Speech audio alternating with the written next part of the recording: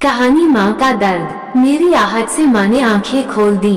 माँ से नजरें मिली तो खुद को रोक नहीं पाया और ट्रे एक तरफ रख उनके पास लेटकर उनसे लिपटकर जोर से रो पड़ा। मेरा रोम रोम सॉरी कह रहा था। माँ तो माँ है ना। सब समझ गई थी।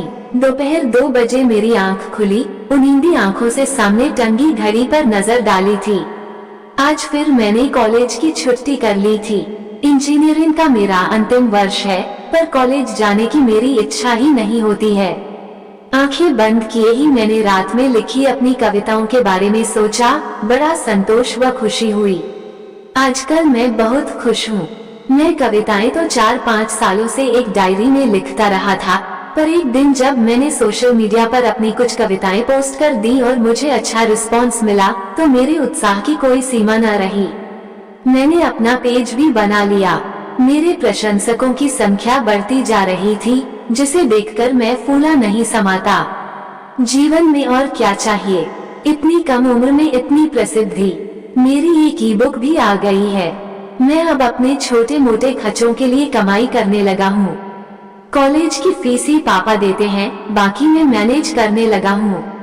माँ हैरान है मेरी प्रतिभा से। रोज जब वे उठती हैं, मेरी रात में लिखी कविता पढ़कर खुश हो जाती हैं। पापा इंजीनियरिंग पूरी करने के लिए बहुत दबाव डाल रहे हैं, पर मेरा मन तो अब कविताओं में ही रमता था। कुछ साल पहले मैंने इन सब की कल्पना भी नहीं की थी। मुझसे 5 साल छोटा मेरा भाई आशीष जब कहता कि अमन भैया, आपके पेज को कितने लाइक्स मिल चुके हैं, कितने फैंस हैं आपके, तो मैं गर्व से तन जाता हूँ। मैंने लेटे लेटे फोन पर फेसबुक खोला। वाह, रात 3 बजे कविताएं पोस्ट करके सोया था। इतने लाइक्स और कमेंट्स भर उठा मैं और करमेट्स खुशी से भर उठा मैं। माँ को बताऊंगा कितनी खुश होंगी। आजकल मैं माँ सीरीज पर कविताएं लिख रहा हूँ। बहुत पसंद की जा रही हैं। मैंने फिर टाइम देखा, अभी तो माँ लंच करके सो रही होंगी। मैंने अपना मेल भी चेक किया। यह क्या माँ ने मुझे मेल लिखा है, वो भी इतना लंबा। पर क्यों? दूसरे बेडरूम में लेटी माँ को मुझे मेल भेजने की क्या जरूरत है? माँ भी ना आजकल बीमारी में लेटे लेटे बोर हो रही होगी, कुछ भी लिख दिया होगा, पता हूँ। जैसे जैसे मैंने माँ का मेल पढ़ना शुरू किया, मेरी सारी सस्ती हवा हो गई। मैं बेड से टेक लगाकर उठकर बैठ गया। लिखा था सुबह नहाकर निकली, इतने में ही थकान हो गई थी। बेड पर लेटकर आज उदास मन से बहुत कुछ सोचती रही। बहुत अजीब सी तबीयत है। आराम की जरूरत सुबह सुबह ही महसूस हो गई। दिल की मरीज हो गई हूँ। अब अपना ध्यान भी खुद ही रखना पड़ता है। 46 साल की उम्र में दिल धोखा दे जाएगा, ये कब सोचा था। मैं तो इतनी फिट थी कि अपने स्टेमिना पर खुद ही हैरान हो जाती थी। अब लेटी तो पिछले महीने की वो रात फिर याद आ गई, जब रात 1 बजे सांस लेने में परेशानी हो गई थी। एक चीख सी निकली थी, तो बराबर में सोए सुनील की भी आंख खुल गई थी। उस दिन मौत मुझे छूकर गुजर गई थी, महसूस किया था मैंने। सुनील और तुमने फौरन हॉस्पिटल पहुंचा दिया था। सांसें अभी लिखी थी, तो बच गई हूँ फिलहाल, पर कितने दिन पता नहीं। रिपोर्टर्स देखकर तो सब हैरान ही रह गए थे कि मेरा हार्ट सिर्फ 30% काम कर रहा था। डॉक्टर्स ने कहा है कि अगले 3 महीने निकल गए तो पेसमेकर लगा देंगे। ठीक है, अब जैसा किस्मत में होगा हो ही जाएगा। तुम और आशीष मुझे रेस्ट करने के लिए कहते हो, डॉक्टर्स ने भी थका देने वाले काम मना किए हैं। सब परिचित रिश्तेदार देखने आकर वापस जा चुके हैं। खाना बनाने के लिए अच्छी मेड मिली नहीं, बस साफ सफाई करने वाली रमाबाई से मिलकर काम चला रही हूँ। लेकिन आज तुम्हें बताना चाहती हूँ कि इस गृहस्थी को संभालने में मैंने सालों लगा दिए हैं, पर आज मेरी जरूरत के समय मुझे तुम लोगों से जिस केयर और सहयोग की आशा थी, वो मैं तलाशती ही रह जाती हूँ। मैंने आज सुबह फेसबुक देखा तो तुम्हारी रात की लिखी हुई कविता दिखी। काफी लाइक्स और कमेंट्स थे। तुम रात भर जाग जाग कर कविताएं लिखते हो, दिन भर सोते हो। तुमने अपना अजीब सा स्टीम बना लिया है। बातें भी खूब बड़ी बड़ी करते हो। आज तुम्हारी माँ सीरीज की कविता मैंने भी पढ़ी तो मुझे व्यंग्यपूर्ण हंसी सी आ गई। माँ के त्याग ममता से भरी कविता, पर यथार्थ की दुनिया में तुम्हारे जीवन में तुम्हारे लफ्जों के क्या मायने हैं। कल मुझे कह रहे थे, माँ मैं आजकल मदर की फीलिंग्स पर सीरीज लिख रहा हूँ, आपको डेडिकेट करूँगा। मैंने प्रत्यक्षता खुशी दिखाई। माँ हूँ ना, मेरा काम ही है बच्चों की खुशी में खुश रहने की कोशिश करना, पर मन आहत है मेरा, क्योंकि सच तो यह है कि मुझे इस समय तुम्हारे बड़े बड़े शब्दों में पिरोई गई कविता नहीं, तुम्हारा प्यार और साथ चाहिए। इस समय मुझे माँ सीरीज में ऑनलाइन प्यार नहीं, मेरे तन मन को अपनी देखरेख से सुकून पहुँचाता, मेरी बीमारी में मेरा ध्यान रखता हुआ बेटा चाहिए। एक ही फ्लैट में पूरा दिन अपने रूम से न निकलकर कविताओं के संसार में डूबे रहना, दिन भर सोते रहना, शाम होते होते माँ आप आराम कर रही है न, अपना ध्यान रख रही है न, we need you, take care कहते बेटे की माँ के लिए अपने प्यार का ढिढोरा पीटते शब्द नहीं चाहिए। मुझे इस समय उभरते प्रतिभावान कवि को दरकिनार रखकर एक बेटे की देखरेख चाहिए, जो ये देख ले कि मैं नहाकर निकली तो कितनी थकी हुई थी। मुझे कुछ फल या जूस दे दे, मेरे हाथ से मेरा टॉवल लेकर तार पर टांग दे, मुझे जबरदस्ती लिटा दे। सुनील टूर पर है, आशीष लापरवाह व आत्मकेंद्रित है, पर तुम तो भावुक हो, तभी तो इतनी गहरी कविताएं लिख पाते हो। पर क्या जो गहरे शब्दों में खुद को डुबा देते हैं, असल जिंदगी में एक ही घर में रहकर अपनी माँ के दुख दर्द उन तक नहीं पहुँच पाते या वे अनसुना कर देते हैं। मुझे नहीं पता कि मेरा कितना जीवन है, अब बस यही चाहती हूँ कि इन दिनों मेरा बेटा बस ये देख ले कि मैंने कुछ खाया भी है या नहीं, दवाई ली या नहीं। कभी वो मुझे अपने हाथों से कोई फल काट कर दे दे, कभी मेरे पास यूं ही लेटा रहे, कभी अपने अनाड़ी हाथों से जबरदस्ती कुछ बनाकर मुझे खिलाए, कभी यह कह दे कि बस माँ आप आराम करो, जिससे आप जल्दी ठीक हो जाओ, काम तो हम दोनों भाई मिलकर कर लेंगे। लेकिन तुम दोनों तो अक्सर सोए रहते हो या लैपटॉप पर होते हो, डोरबेल होने पर भी मैं ही उठती हूँ। तुम्हें पता है कभी कभी तो मुझसे उठा भी नहीं जाता, मन अपने बेटों को आवाजें देता रह जाता है। तुम्हें आहत नहीं करना चाहती, पर अगर तुम्हें दूसरों के दिलों की, उनकी भावनाओं को जाने वाली रचना लिखनी है तो पहले उन्हें महसूस करना होगा।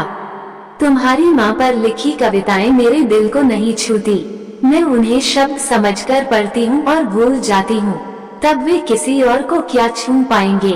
ऊंचाइयों को छूने के लिए अभी तुम्हें अपनी ठोस पकड़ बनानी है, शाब्दिक नहीं यथार्थ की दुनिया महसूस करनी है, अपने आसपास की दुनिया के दुख दर्द महसूस करने हैं।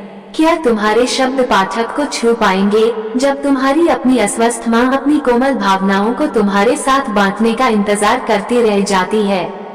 मैं चाहती हूँ कि एक मशहूर कवि बनने से पहले तुम ऐसा बेटा बन जाओ कि अपनी माँ की अनकही बातें भी समझ सको, कल्पनाओं में नहीं यथार्थ में। विधाता ने नारी मन को जटिल तो बहुत बनाया है, पर इतना भी नहीं कि कोई बेटा चाहे तो इसे जान ना पाए। तुम्हें आहत नहीं करना चाहती, पर अगर तुम्हें दूसरों के दिलों को, उनकी भावनाओं को छू जाने वाली रचनाएं लिखनी है तो पहले उन्हें महसूस करना होगा। तुम्हारी माँ पर लिखी कविताएं मेरे दिल को नहीं छू पाती, मैं उन्हें शब्द समझकर पढ़ती हूँ और भूल जाती हूँ, तब वे किसी और को क्या छू पाएंगे। ऊंचाइयों की छूने के लिए अभी तुम्हें जमीन पर भी अपनी ठोस पकड़ बनानी है, शाब्दिक नहीं यथार्थ की दुनिया महसूस करनी है, अपने आसपास की दुनिया के दुख दर्द महसूस करने हैं। ये जो इतने मशहूर कवि लेखक हुए हैं न, वे अपने दूसरों के दुख दर्द में भी ऐसे डूबकर निकले हैं कि उनका एक एक लफ्ज पढ़ने वाले को झकझोर गया है। अमन, अपनी माँ की ही भावनाओं से अछूते रह जाओगे तो माँ सीरीज कितना आगे तक ले जा सकोगे। मैं भी तुम्हें सफलता के शिखर पर देखना चाहती हूँ, बस अब थक गई हूँ। तुम्हारी माँ। मेरी आंखों के सामने अचानक सब धुंधला हो गया, मेरे गालों का गीलापन बढ़ता जा रहा था, मैं सिर पकड़कर बैठ गया। माँ तो कोई कवि या लेखिका भी नहीं है, फिर भी उनका एक एक शब्द मुझे झंझोर गया। यह क्या हो गया मुझसे? उस रात डॉक्टर ने कितना साफ साफ कहा था कि इन्हें लाने में कुछ सेकंड की भी देर हो जाती तो ओह। डॉक्टर ने ये 3 महीने चिंताजनक बताए हैं। माँ बहुत बीमार हैं, पापा को मीटिंग के लिए टूर पर जाना पड़ा है, आशीष मस्तमौला है और मैं क्या करता हूँ उनके लिए। रातों को जानकर माँ पर लंबी लंबी कविताएं लिखता हूँ दिन भर। सोता हूँ। शाम से रात तक इस फील्ड में आगे बढ़ने के लिए अपने नए कवि मित्रों के साथ किसी कैफे में बैठकर विचार गोष्ठी करता हूँ। रात को आता हूँ तो माँ जितना भी बना पाती हैं कभी खा लेता हूँ, कभी पसंद न आने पर आशीष और मैं बाहर से ऑर्डर करके कुछ मंगवा लेते हैं। माँ थकी सी वो खाना उठाकर फ्रिज में रख देती हैं और शायद अगले दिन वही खा लेती हैं। मैं शर्मिंदगी के अथाह सागर में डूबता जा रहा था।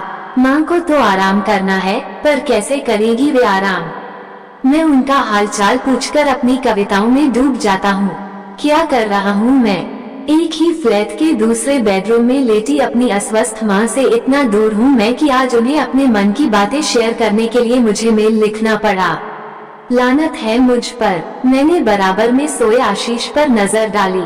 ये भी क्या सीखेगा मुझसे, सबसे दूर अपने रूम में अकेले जीना।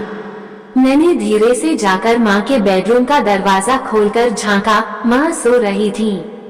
फिर पूरे घर पर नजर डाली, सब अस्त व्यस्त था, हर कोना बिखरा हुआ।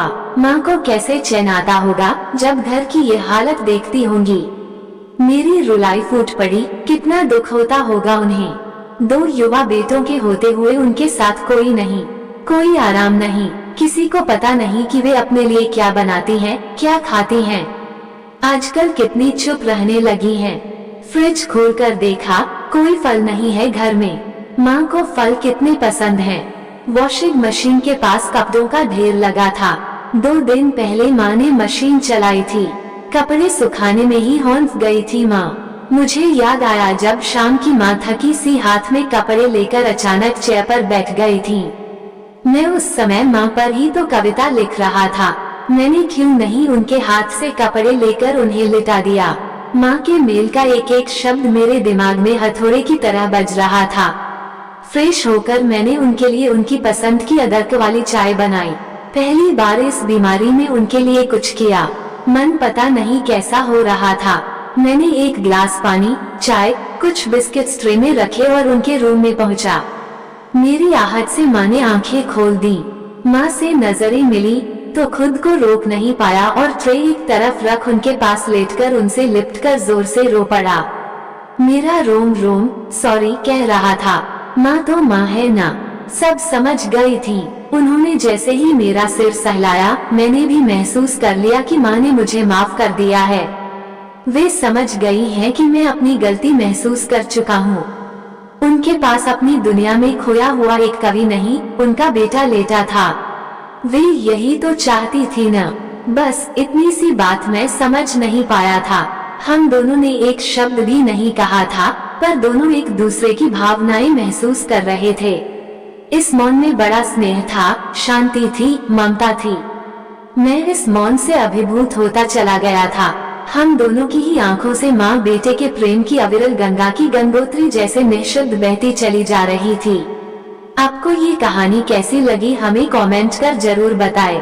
इसी तरह की अच्छी कहानियाँ आप यहाँ पर पढ़ सकते हैं। यहाँ उपस्थित शिक्षाप्रद कहानियाँ आपका मनोरंजन करने के साथ दिशा भी देंगी। तो बने रहिए हमारे साथ और हमारे प्रयास को सफल बनाएं।